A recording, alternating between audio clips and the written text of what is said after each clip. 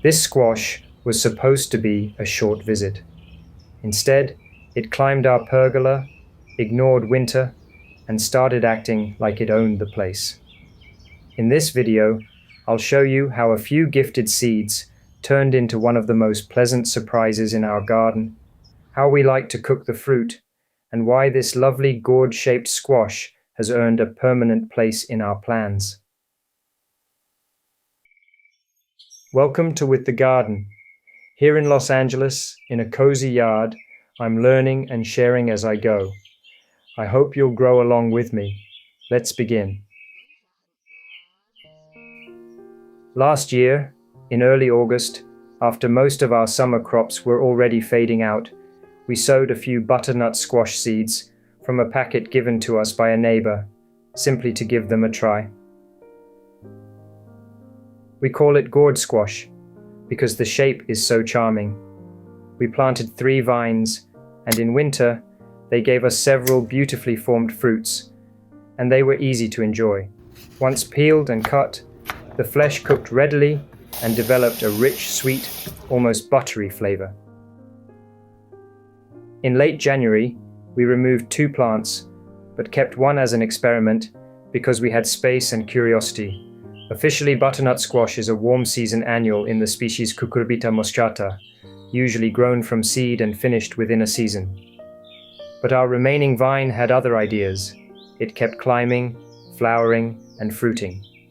Some young fruits dropped during the coldest days, but once spring arrived, it regained its vigor and is now thriving again, with about 2 dozen of gourds hanging and 3 ripe ones harvested already in early April.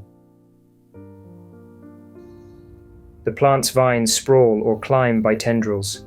The leaves are large, softly hairy, and shallowly lobed, and the flowers open in a bold golden yellow that always catches the eye.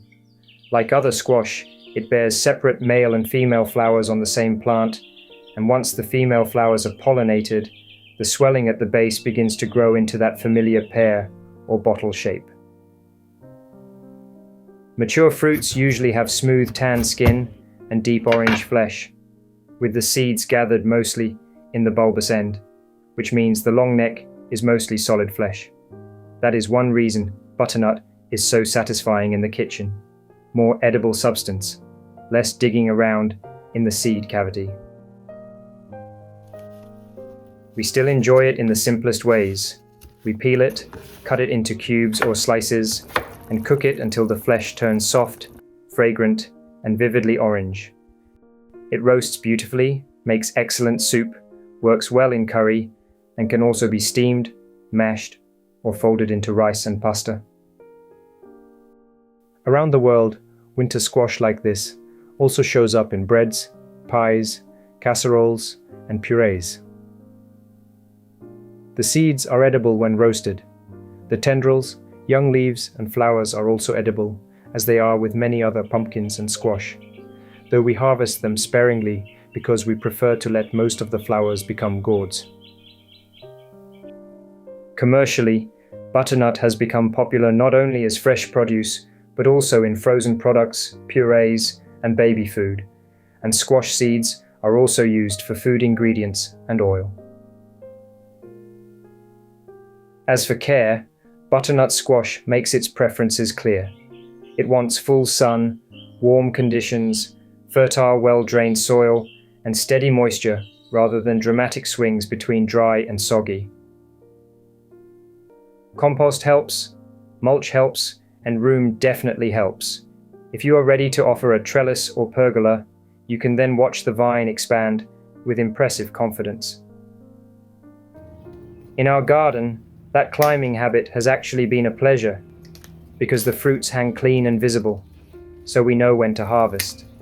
I water deeply and consistently. The common troubles are the usual cucurbit troubles: aphids, squash bugs, and powdery mildew. Powdery mildew is especially common on squash under warm conditions.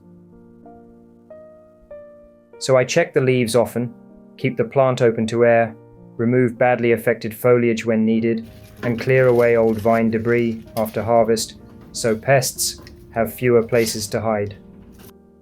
If treatment becomes necessary, I stay careful around flowers and pollinators. The story of butternut squash reaches much farther than our pergola.